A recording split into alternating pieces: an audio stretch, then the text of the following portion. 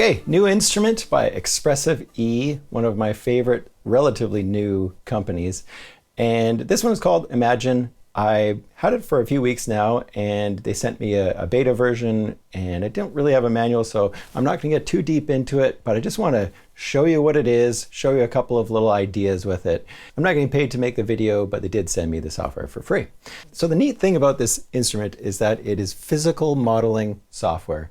And so what that means is it's not a synthesizer in a traditional format where you'd have waveforms and things like that. But what you've got in here is ways of generating sounds by using 3 different excitators.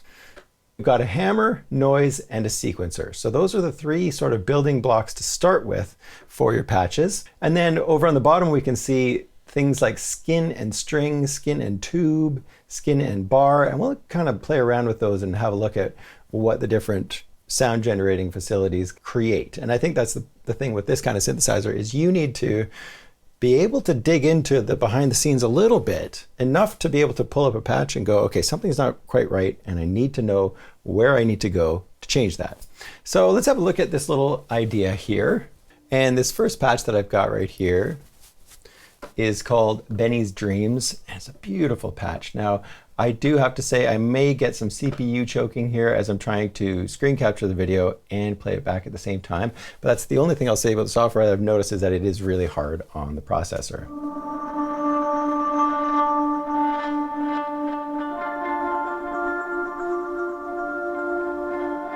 So we have 2 different patches basically that can be playing at the same time. You can turn them on or off right here, and then you can adjust their relative volume right there. So here's one aspect of the sound. And then here is the other layer or aspect of the sound. So kind of similar. So for me, all I've done is just kind of go, okay, well, what does color, how does that change the quality of the sound? So that's kind of all I've been doing to dig into these patches a little bit. You'll notice that down at the bottom we have these macros, multi-stage envelope generators. You can assign any controls or a bunch of controls to a macro, and then you can turn on this multi-stage envelope generator. If any of these macros have this little button turned on, they are now using whatever envelope you have set up over on the right-hand side. So we'll play around with that a little bit more in a moment. They've got a browser up top for the patches, so you can see all the various typical types of sounds in this software. And I'll just show you some of the patches that I'm using in here.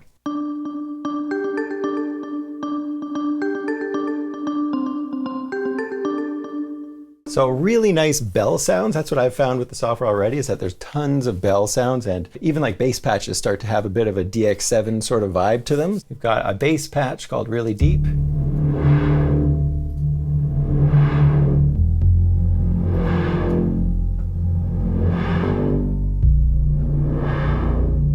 So all I did for this sort of whooshy sound is I made sure that this macro 2 here was assigned to an envelope generator. So at first it was kind of like this.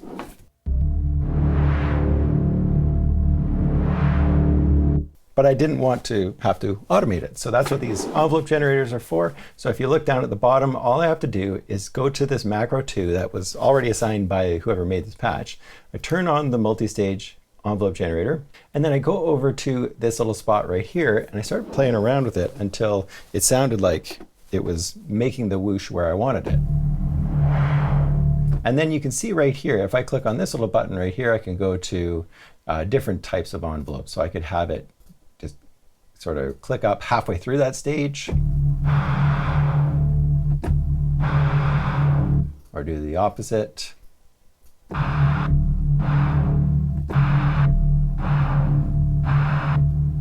And right now it is going to loop through that envelope. I can go over to this side right here, and I can say I only want it to happen once. So it happens every time I play the note. And it doesn't happen again until I play another note. And this last patch, I added a gate to it. I didn't actually use this in this little idea, but I went to this Tiesta lead, and I found the macro that was already set up to do something kind of interesting, which was this one right here. And then all I did is I turned on this MSEG2, and then I went over here to the envelopes and just called up one of their envelopes that's in there. This one was under gates, and so what it's doing is it's pushing it through and then dropping it off really quickly. If I turn this off,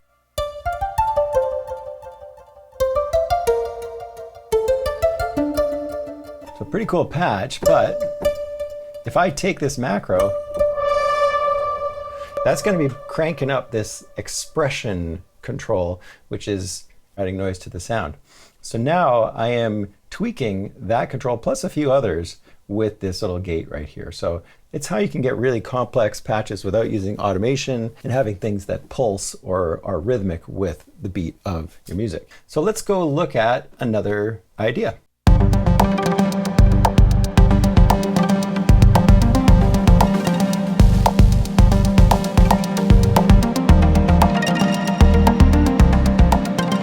Started with this little pad idea.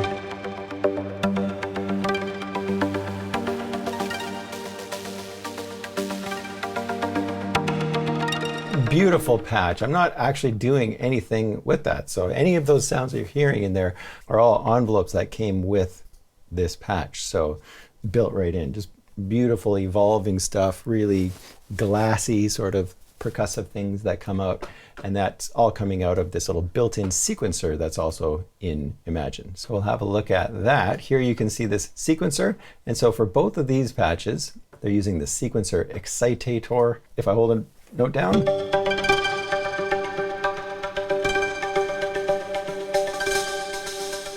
so you can see some of these macros are going on a really slow scale. So you can see them slowly creeping up and then quickly coming down.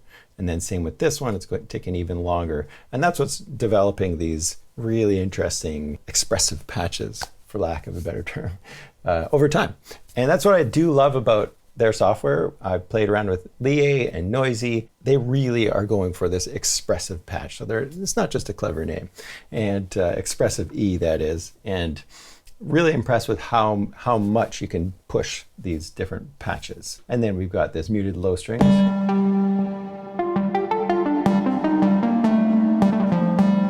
And with the push, it's really easy to assign controls to the knobs in push. You could do that to the complete control. All you have to do in Ableton is click configure and then go and touch the knob that you want to add to whatever controls you're using, and then they pop up down here in software. So I take that off and you can see that I've assigned macro 1, 2, 3, and 4, and then a couple of other things to the knobs here on the push. And so now I'm controlling macro 1.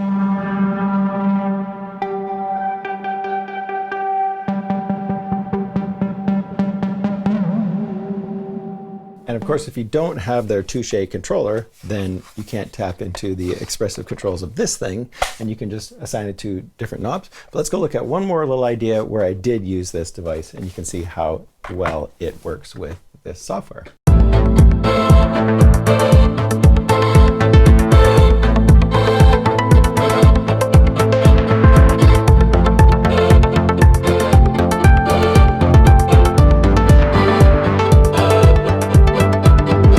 So you get the idea, kind of a pulsing 4 on the floor thing on this one. But let's just look at some of these patches that I was playing around with. There's some really neat ones.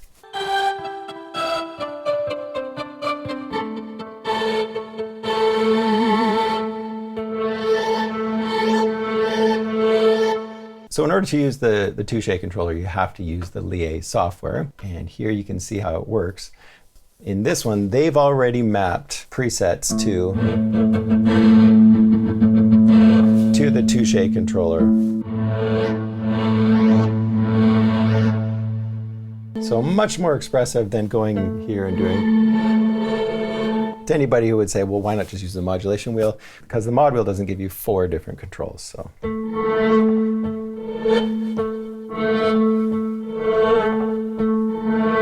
And then of course you can go and map those to whatever you want. No, you don't need to have it to use the software at all, but it's definitely made to work very well with each other. Right, so for this one I went.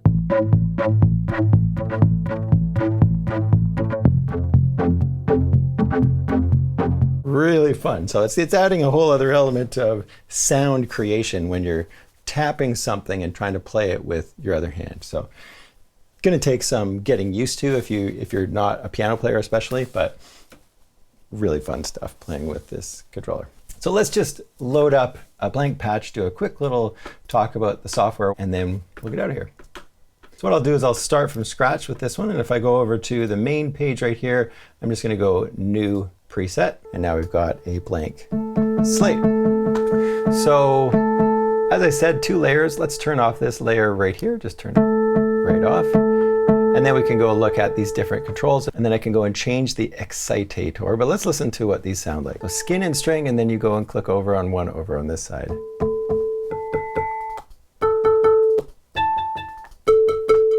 And let's try something like this.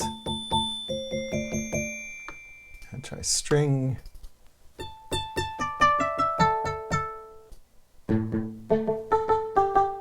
And I didn't mention that the software was made in conjunction with Applied Acoustic Systems, or AAS.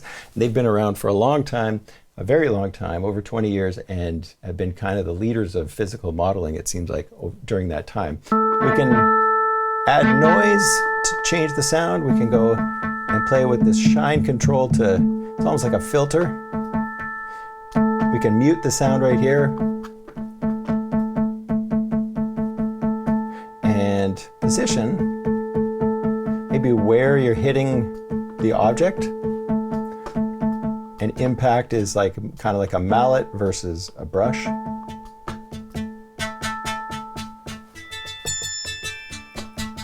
And then the other types of sounds you can create would be to click up top and go to something like a noise generator. Let's try arch plate.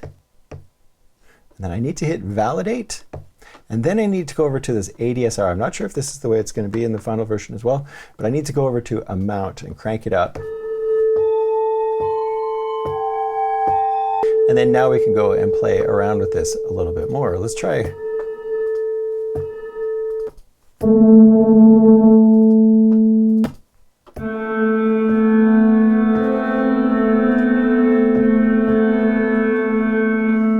Back to the noise and then play around with some of those parameters as well.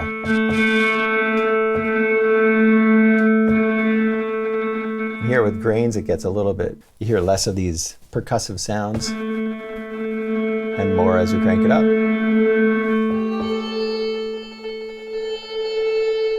Let's move on to the last one, which is the sequencer. And I click on that one, and let's just try a patch on the sequencer. And then, of course, we can change the rate right here of our little sequence. And it's going to be like an arpeggiator. So if I hold a minor chord,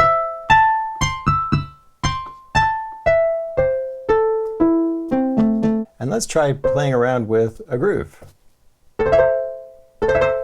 At the end of the roll, let's try almost full. And then we can see how many octaves it's going to cycle through those notes right here.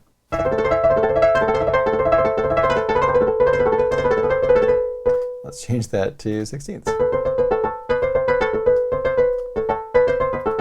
And then you just turn them on and off just by clicking on those little pads. So you can kind of get a sense of how the sequencer works, so you can go in and start making your own sequences. Anyways, I love to see companies coming up with different ways of creating sounds. And for those people who really like to dig in and make their own patches, I think this could be a really interesting synthesizer. So that's my take on it. Thanks for watching. Make sure you hit the subscribe button and the bell, and we'll see you in the next video.